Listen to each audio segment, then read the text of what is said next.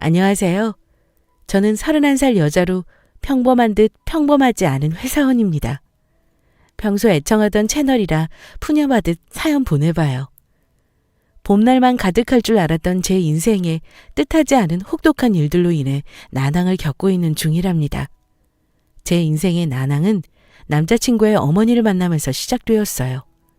저는 결혼하신 분들이 시자 들어간 모든 것들이 싫어진다는 말을 믿지 않았던 사람이었습니다. 아무리 시댁이 힘들게 해도 둘이 좋으면 다 괜찮지 않을까 싶었죠. 제가 얼마나 환상 속에 살았던 것인지 예비 시모를 만나자마자 혹독한 현실을 깨닫게 되었습니다. 우리 승현이는 어릴 때부터 얼마나 남다른 애였는지 몰라. 2살 때 벌써 책을 읽었다니까? 너 전교 1등 해본 적 있니? 우리 승현이는 예비 시모에게 인사를 드리러 간 날 남자친구의 위인전 같은 일대기를 2시간 넘게 들어야 했습니다. 나중에는 얼마나 기계적으로 웃었는지 광대뼈가 다 아플 지경이었어요. 남자친구가 계속해서 화제를 바꾸려고 했지만 도돌이표처럼 반복되었어요. 남자친구가 저보다 뛰어나다는 걸 각인시키겠다는 의지가 너무 눈에 보였습니다. 엄마 눈에는 자기 자식이 최고로 보이는 법이겠거니 하면서 들어보려고 노력했어요. 우리 승현이는 4년제 명문대학도 과탑으로 졸업했잖니. 너는 졸업한 지 얼마 안 되었다고 했나? 뭐 하느라 그랬니? 휴학하고 여행도 다니고 아르바이트도 하고요.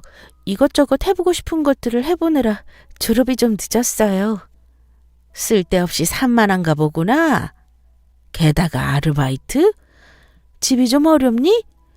우리 승현이처럼 뛰어난 애들은 집중력이 남달라서 휴학도 안 하고 회사도 빨리 들어갔잖니. 예비 시모가 처음부터 너라고 부르면서 반말하는 것도 마음에 들지 않았는데 말도 안 되는 걸로 산만하다는 둥, 집이 어렵냐는 둥, 아는 척을 하는 태도가 짜증나기 시작했어요. 조금씩 굳어가는 제 표정에 남자친구는 옆에서 안절부절 못하고 있었죠. 그래서 너희 아버지는 뭐 하시니? 집은 좀 사는 편이니? 땅 같은 건 좀 있고? 저희 아버지는 회사 다니시다가 은퇴하셨고 부족하지 않게 자랐습니다. 나중에 우리 승현이가 벌어온 거 너희 처가에 보내주고 그러면 곤란하다. 솔직히 너 같은 애가 우리 승현이 만나려면 집안이라도 좀 받쳐줘야 하는 거잖니. 점점 제 표정은 관리하기가 어려웠어요. 오죽하면 남자친구와 결혼을 하고 싶었던 마음까지 다시 한번 생각해봐야 하지 않을까 싶었습니다. 그나마 남자친구는 제가 폭발하기 전 핑계를 대고 저를 집에서 나오게 해주었어요. 남자친구와 저는 결혼 아니면 퇴사를 결심해야 한다는 사내 연애로 시작을 했습니다. 저는 28살이라는 늦다면 늦은 나이에 대학을 졸업해 입사를 했어요. 그는 제 사수로 1살밖에 차이가 나지 않았지만 이미 2년 정도 근무하던 상태였습니다. 제가 입사했을 당시 저희 팀에 큰 프로젝트가 있어 야근이 굉장히 잦았어요. 민정 씨, 오늘도 정말 고생 많았어요. 입사하자마자 너무 힘들죠. 괜찮으면 맥주라도 한잔하고 갈래요? 괜히 혼술하기 싫은 날이네요. 어느 날 야근이 끝나고 그는 저에게 혼술하기 싫다며 맥주를 마시자고 했습니다. 그 이후 저희는 종종 서로 혼술하기 싫은 날 같이 마셔주기도 하고 야근이 끝나고 출출하면 떡볶이나 치킨 같은 야식을 사 먹는 등 늘 붙어 다녔어요. 둘이 요새 수상해. 그렇게 맨날 붙어 다니다 어느 날 갑자기 결혼한다고 청첩장 주는 거 아니야? 저희 둘은 붙어 다니다가 자연스럽게 사귀게 되었지만 회사에서 공개적으로 만날 수는 없었습니다. 그렇지만 친한 회사 사람들은 이미 눈치를 다 채고 있는 상태였어요. 공공연한 비밀이랄까요? 괜히 남의 입에 입방아에 오르내리고 싶지 않았기 때문에 저희가 숨기고 있다는 사실을 모두가 이해해 주셨습니다.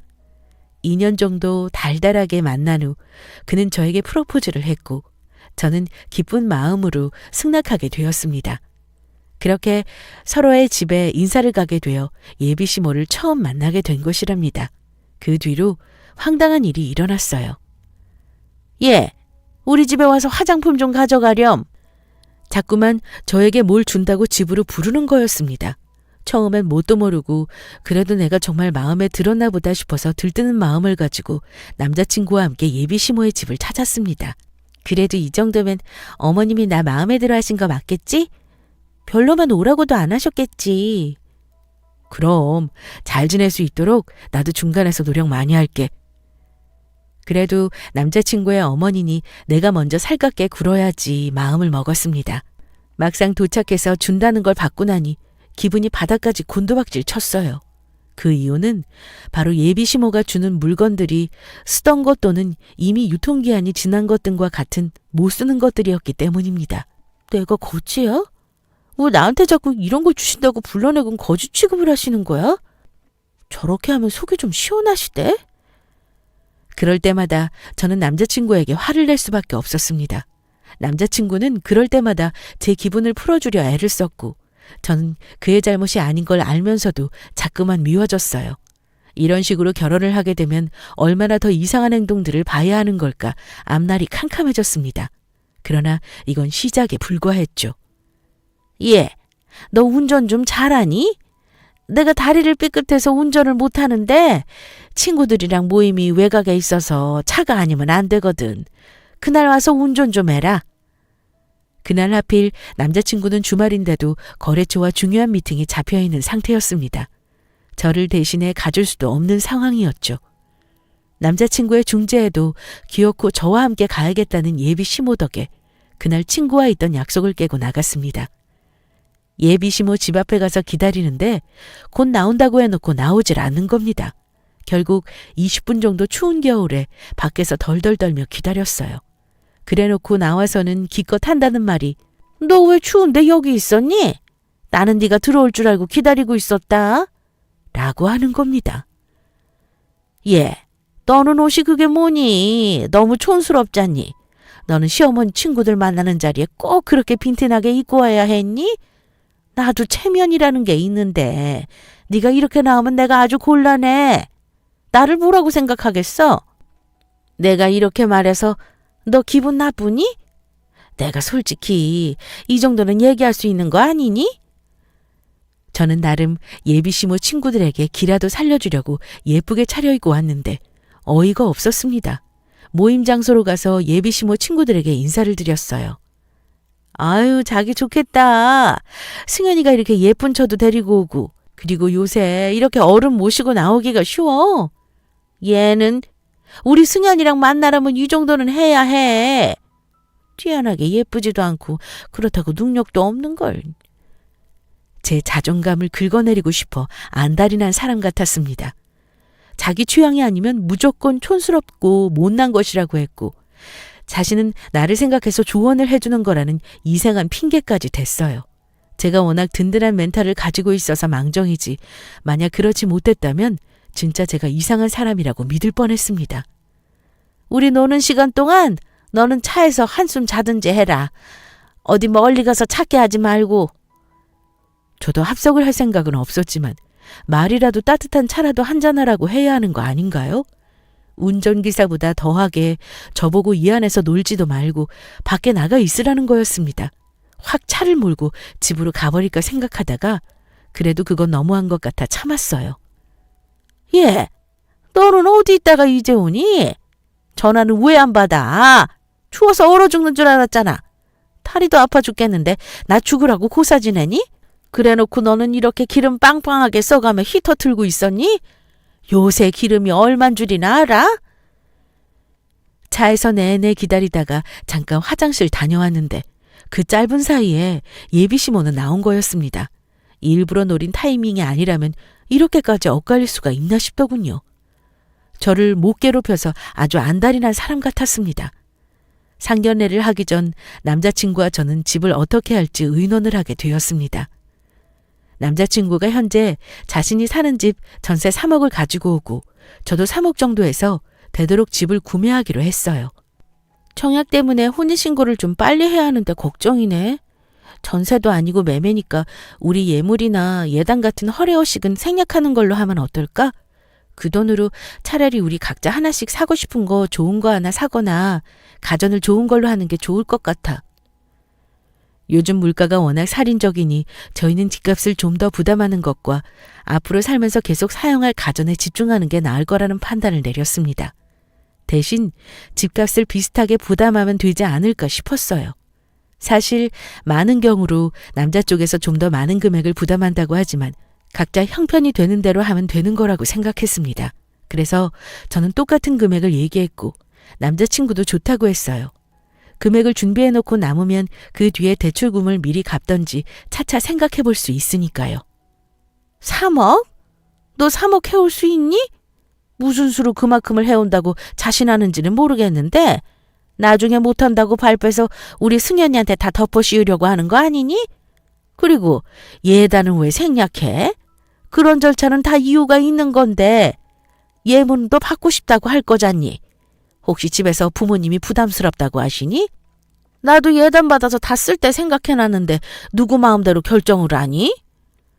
남자친구가 부모님께 집과 예단 예물에 대해 상의하자 저에게 전화해 또 저를 깎아내리고 정말 해올 수 있는지에 대해 끊임없이 의심을 했습니다. 솔직히 저보다 남자친구 쪽에서 그 부분은 더 의심스러운데 왜 저를 의심하시는지 어이가 없었죠. 저는 대출 없이 바로 해올 수 있는 금액을 말한 한편 남자친구는 현재도 갖고 있는 대출이기 때문입니다. 오히려 제가 덤터기를 쓸 수도 있는 상황인데 예비시모는 정말 아무것도 모른 채 자기들만 잘난 척을 하더군요. 솔직히 남자친구네가 그렇게 잘 사는 건 아닙니다. 대출받아 집 사고 학자금 대출로 대학 다닌 평범한 집이죠. 그런데 마치 엄청나게 잘 사는 것처럼 굴 때마다 좀 당황스러울 때가 있습니다. 심지어 예비시댁은 노후 준비가 하나도 되어 있지 않다는 것도 남자친구를 통해 들었을 때 아차 싶었어요. 노후 준비가 되어 있지 않은 상태에서 만약 아버님의 회사를 그만두게 되시면 당장 용돈도 드려야 할 생각에 기가 막혔습니다. 친정에 용돈 드려야 하는 것도 아니냐고 하실 때가 아니었던 거죠. 게다가 현재 남자친구 부모님이 살고 계시는 집 대출금도 갖고 있는 걸로 아는데 그것까지 갚아드려야 할 판이었습니다. 결혼 상대로는 최악의 시댁 조건이라고 할 수 있을 만했죠. 내 취향이 너무 촌스러우니까 신혼집 꾸밀 때 내가 좀 골라주마. 그러니까 모타로 따로 사느라고 그렇게 애를 쓰는지 모르겠네. 우리랑 같이 살면 좀 좋니? 돈도 아끼고 말이야. 없으면 아낄 줄도 알아야 하는 법이다. 게다가 틈만 나면 같이 살자는 이야기를 하시는 걸로 봐서 같이 살게 되면 제가 가지고 올 3억으로 본인들 집 대출금을 갚으려는 속셈인 것 같았습니다. 그러나 그것만은 절대 양보할 수 없었어요.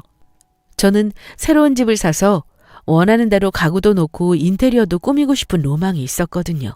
그런데 예비시모는 이제 저희 신혼집 인테리어까지 참견할 작정인 듯 했습니다.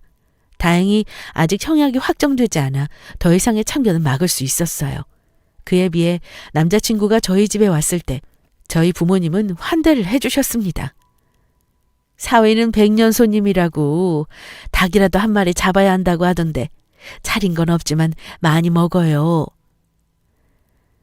식탁에 모자랄 정도로 음식을 차려주셨고 남자친구는 예비 장모님의 기대에 부응하기 위해 너무 맛있습니다 등의 리액션과 함께 열심히 밥을 우겨 넣었습니다. 그 이후 다행히 체하지는 않았더라고요. 진심으로 맛있게 먹었다는 그에게 왠지 고마움이 느껴졌습니다.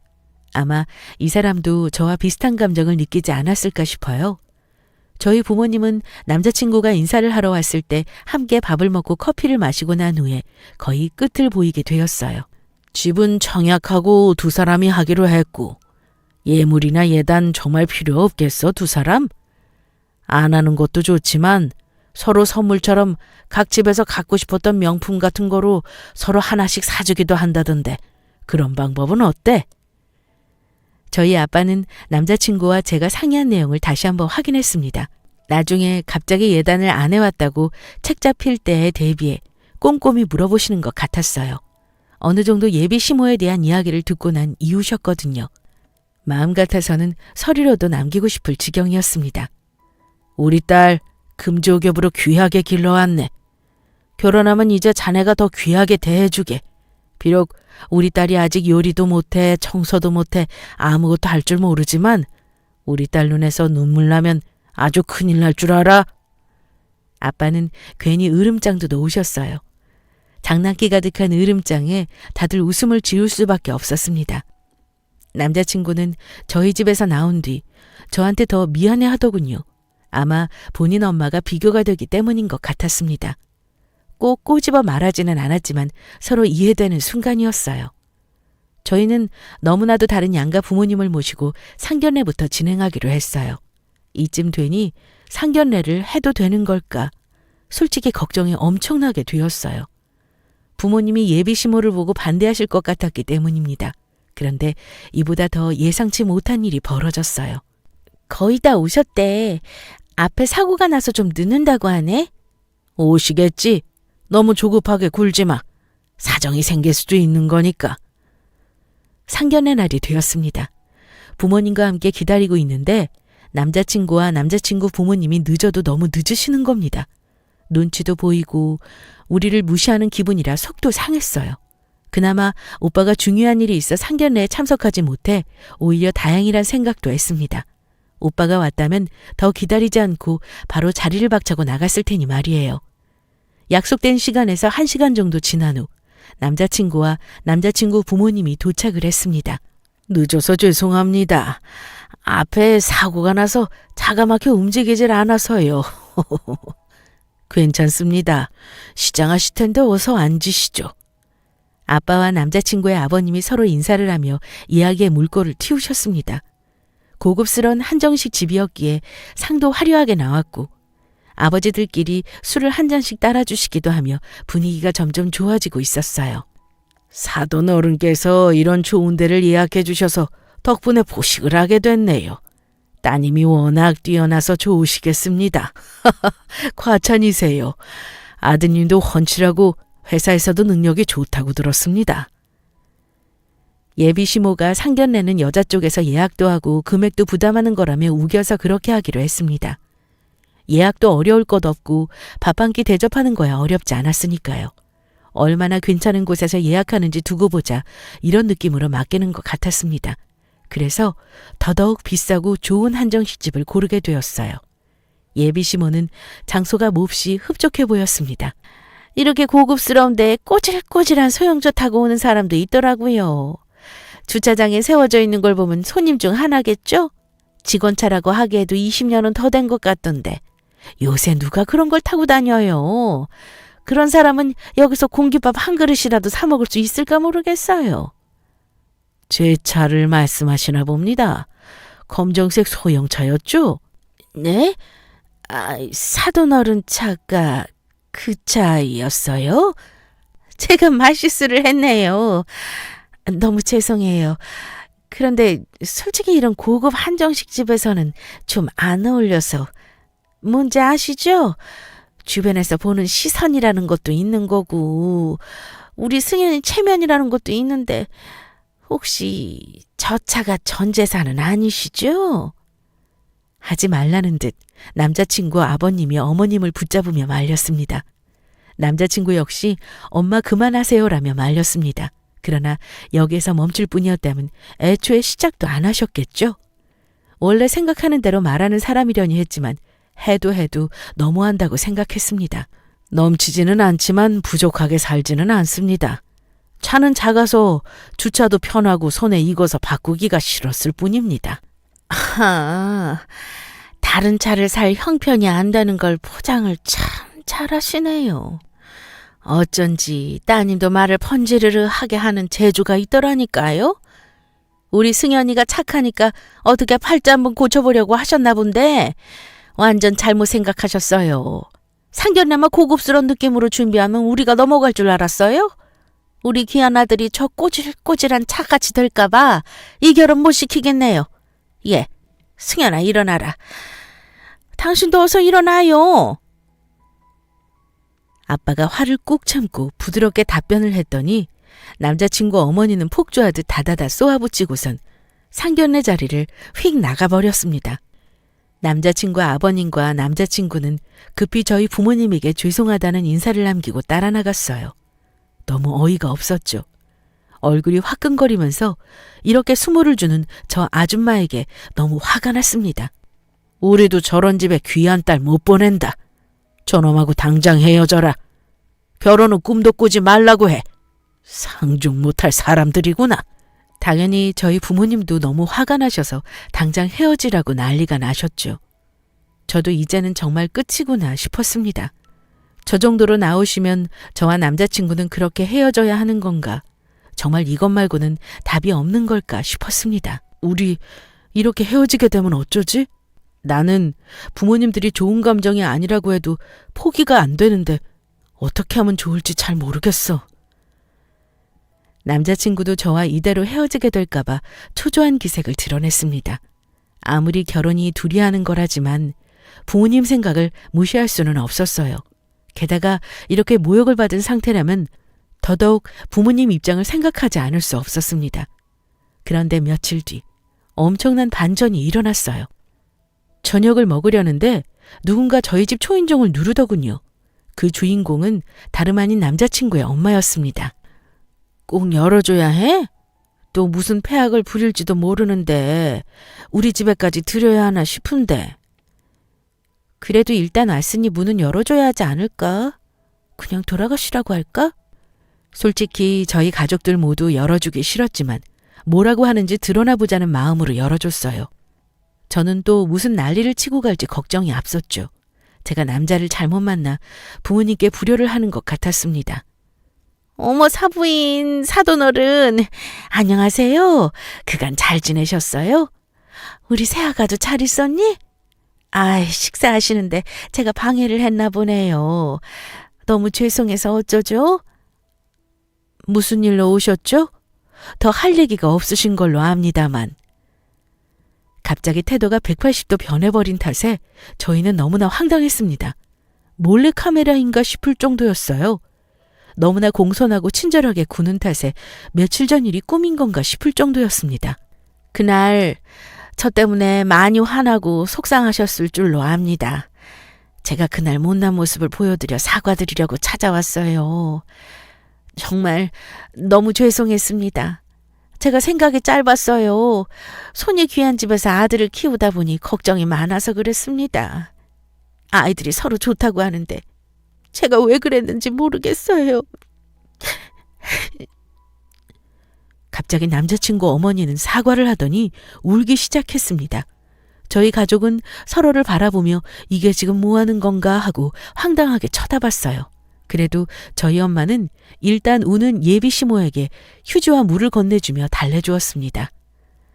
일단 진정하시고 앉아서 얘기하세요. 여기 물도 좀 한 잔 드시고요. 갑자기 찾아오셔서 드릴 게 마땅치 않네요. 아유, 아닙니다. 제가 불쑥 찾아와서 식사하시는데 폐를 끼쳐드린 거죠. 사돈어른, 사부인, 아이들이 서로 좋다고 하니 결혼 날짜를 하루라도 빨리 잡았으면 합니다. 저는 갑작스런 전개에 남자친구를 쳐다보았고 그는 어깨를 으쓱하며 자신도 잘 모른다는 몸짓을 했습니다. 20년 된 소형차를 보며 재산 운운하던 사람이 한순간에 변하지는 않을 텐데 무슨 일인가 싶더군요. 그렇지만 결혼 날짜를 잡자는 제안을 해주는 예비 시모가 처음으로 반가웠습니다. 저는 사실 예전에는 결혼을 할 생각이 없었던 사람이거든요. 딱히 비혼주의는 아니지만 그렇다고 꼭 결혼을 해야 하나 싶은 사람이었습니다. 그런데 지금 남자친구를 만나면서 결혼이 하고 싶어졌고 이 사람이라면 남은 인생을 함께 살아도 좋겠다 싶었습니다. 예전에는 혼자 살아도 충분하지 않나 싶었어요. 딱히 외로운 것도 없었습니다. 오죽하면 친구들과 농담 삼아서 나중에 70대에도 혼자 살고 있으면 같이 모여 살자는 이야기까지 나눌 정도였죠. 그런데 남자친구와 만나면 만날수록 이 사람과 함께할 미래가 그려지는 것이 썩 반가웠습니다. 이 사람과 함께 나이를 먹어가고 함께 아이를 키우는 먼 미래를 꿈꾸게 되었어요. 아마 둘이 함께하는 시간들이 너무 재미있기 때문이 아닐까 싶습니다. 물론 예비 시모가 부모님 마음에 못을 박았지만 저에게는 이렇듯 놓치고 싶지 않은 사람이었기에 조금은 반가운 마음이 들었죠. 아들에게 다 들었습니다. 회사에 다녀가셨다고요. 저희 아들에게 다 들으시고 나니 20년 된 소형차가 갑자기 외제차로 보이셨나 본데 저희는 그쪽 집에 우리 귀한 딸 보낼 수 없습니다. 남의 집에 갑자기 찾아오시는 것도 민폐인 줄 알면 하지 마시고요. 멀리 안 나갑니다. 저희 아빠는 예비 시모에게 따끔하게 한마디 하더니 방으로 들어가 버렸습니다. 평소 화를 잘 내지 않으시는 아빠였기에 저 역시 놀랄 수밖에 없었어요. 놀란 건 저뿐만이 아니라 가족들 모두 토끼눈으로 아빠의 뒷모습을 보게 되었습니다. 게다가 회사에 다녀가셨다니 이건 또 무슨 자다가 봉창 두드리는 소리인가 싶었습니다. 예비 시모의 태도가 달라진 데에는 다 이유가 있었습니다. 저희가 사내 연애를 했다는 걸 알기에 자기 몰래 데이트를 할까봐 예비 시모는 회사에 찾아왔던 겁니다. 그리고는 아무나 붙잡고 저희 팀에 몇 층이 있는지를 물어봤던 거죠. 하필 안내데스크에 아무도 없었다고 하더라고요. 그런데 그 아무나가 하필 저희 오빠였습니다. 제가 이 회사 대표인데 개발팀은 무슨 일로 찾아오신 거죠? 약속은 하고 오셨나요? 어머, 대표님이셨구나. 어쩐지 귀티가 나신다 했어요. 멀리서부터 왠지 엄청나신 분이라는 게 느껴질 정도였다니까요. 혹시 아실지 모르겠지만 최승현이라고 저희 아들이 개발팀에서 일을 하거든요. 전해줄 게 좀 있어서 찾아봤어요. 아, 최승현 씨 어머님이시군요. 이렇게 뵙게 될 줄은 몰랐습니다. 이런 이중적인 모습은 영원히 안 배웠어도 좋았을 뻔했는데 말입니다. 지금 이렇게 뵈니까 사돈으로 엮이지 않은 게 천만다행이란 생각이 드네요. 네? 그게 무슨 말씀이신지 잘 모르겠네요. 최승현 씨가 만나던 박민정, 제 동생입니다. 이 회사 오너이신 박갑수 회장님은 저희 아버지이시고요. 예상도 못하셨다는 눈치시네요. 이제 좀 현실 파악이 되세요? 그쪽이 공깃밥 한 그릇도 못 사 먹을 것 같다던 그 차 주인이 그쪽 아들이 아니고 월급 받는 이 회사 오너라는 겁니다. 무슨 말인지 이해되셨어요? 예비 시모는 아무 말도 잊지 못하고 놀란 눈을 뜨기만 했다고 합니다. 아마 자신이 한 행동을 돌아볼 수밖에 없었을 테죠. 땅을 치고 속을 후회했을 그 표정을 저도 너무 보고 싶었어요. 우리 오빠 촌철살인의 둘째가람은 서러울 정도로 독서를 잘하는 편이라 예비 시모의 마음을 후벼판 모양이었습니다. 아주머니 친구 별로 없으시죠? 사람 겉으로만 보고 판단하니 이런 일 생기는 겁니다. 돈이 많다고 해서 우리가 사치를 할 것이라는 편견은 버리시는 게 좋겠네요. 이번 일로 깨달으신 바가 크실 거란 생각이 듭니다만. 대표직을 맡고 있는 오빠는 언제 어디서 중요한 내용의 대화가 생길지 모르기 때문에 펜 모양의 녹음기를 자켓 앞에 꽂고 다니는 버릇이 있습니다. 특히 회사에서 자신이 언제 어디서 무슨 말을 했는지 모두 기억할 수 없기에 좋다고 하더라고요. 덕분에 저는 예비 시모의 목소리와 오빠의 목소리가 녹음된 내용을 생생하게 들을 수 있었습니다. 목소리만 들어도 우리 오빠는 이미 화가 엄청나게 났더군요. 영상이 아니라는 게 너무 아쉬울 따름이었습니다. 게다가 이걸 듣고 나니 예비 시모가 얼마나 계산을 해보고 우리 집까지 찾아왔을까 싶었습니다. 너희 새언니가 그동안 너한테 집안 얘기 그 남자네 비밀로 하라고 했던 거 후회하더라. 괜히 자기가 미안하다고 하면서 안 그랬으면 이렇게 무시당하고 안 그래도 됐을 거 아니야. 아니야 오빠. 덕분에 이런 사람이라는 걸 알게 된 거지. 나는 새언니 말대로 하길 너무 잘했다고 생각해. 우리가 데이트를 할까봐 엄마가 아들 직장까지 찾아가는 게 말도 안 되는 일이잖아. 언니 말대로 한 게 신의 한 수야. 언니한테 고맙다고 전화라도 해줘야겠다.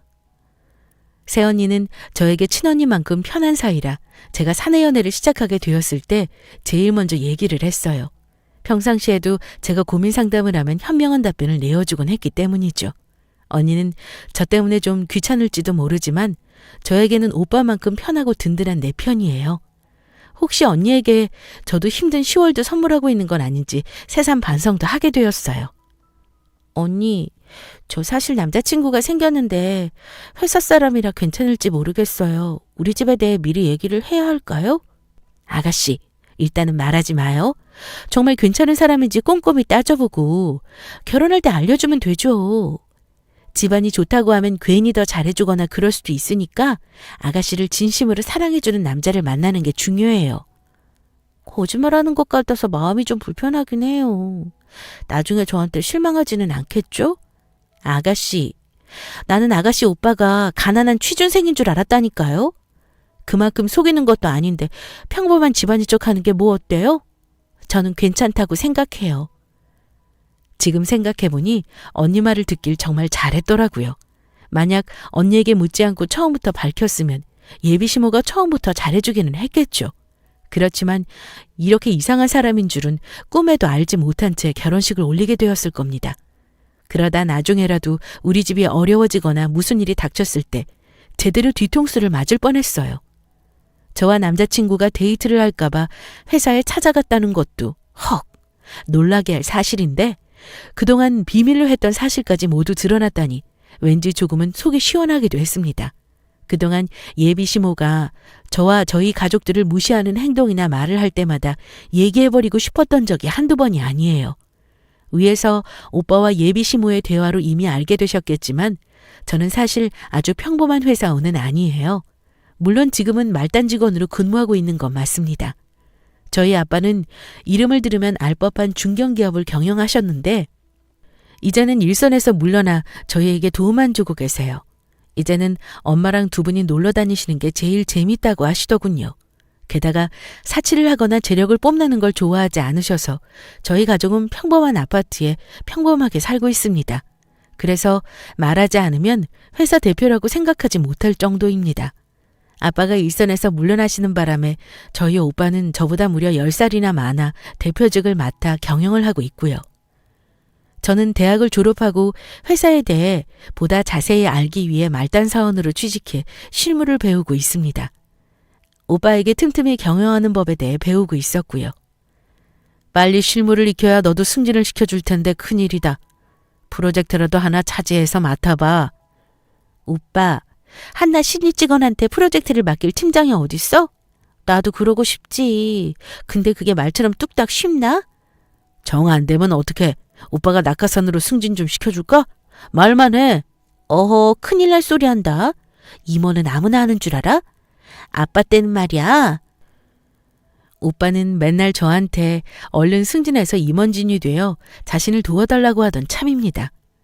아빠는 좀 더 시간을 가지고 천천히 배워서 하라고 하고 둘 사이에 껴서 이러지도 저러지도 못해요.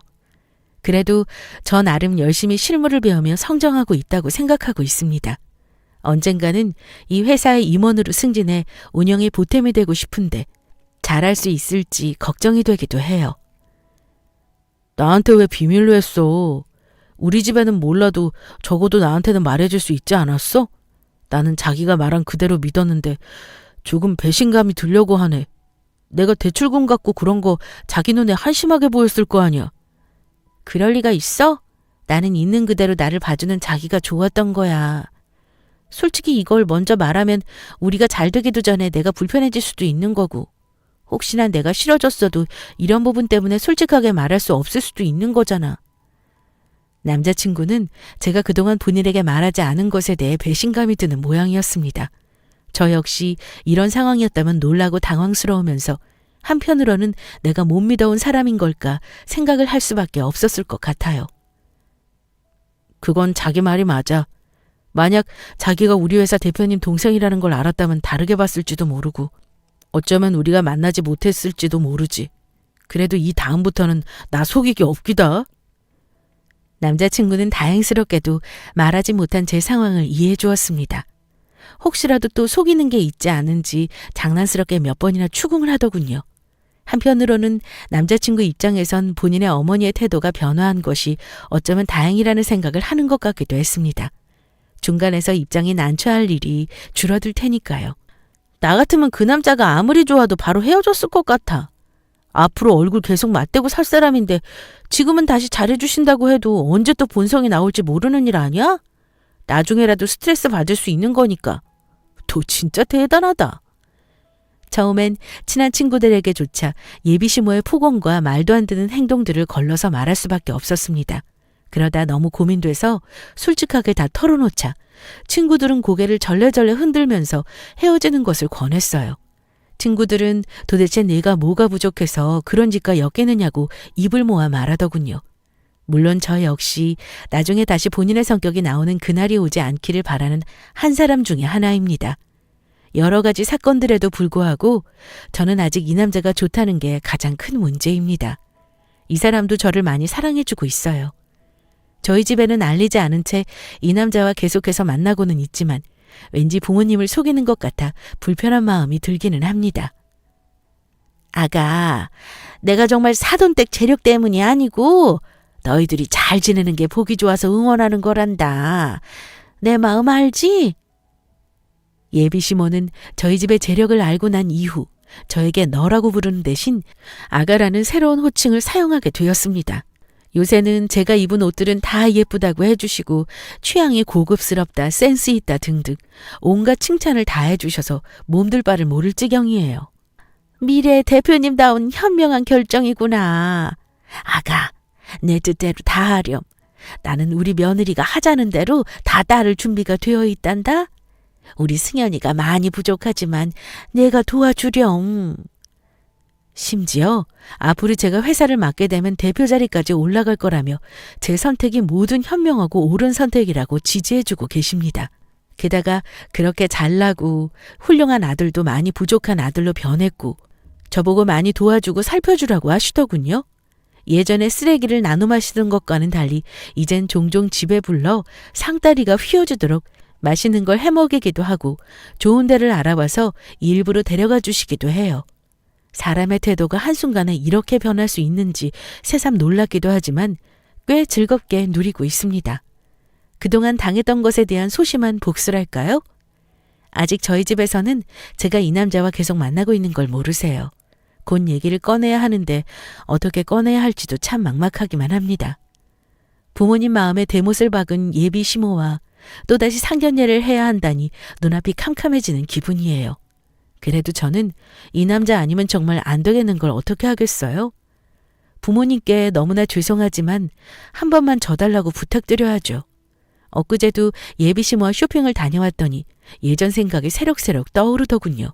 비록 첫 만남은 너무나 고되고 힘들었지만 저희 회사가 망하지 않는 이상 이렇게 아가로 잘 대해주실 예비 시모와 앞으로도 잘 지내보도록 노력하려고 합니다. 아마 세상에는 수많은 케이스의 특이한 시댁들이 있으리라 생각이 듭니다. 저 같은 사연도 있다는 걸 끝까지 들어주셔서 정말 감사해요. 이 땅의 모든 며느님들은 물론 예비 며느님들까지 늘 행복하시고 건강하시길 바랍니다.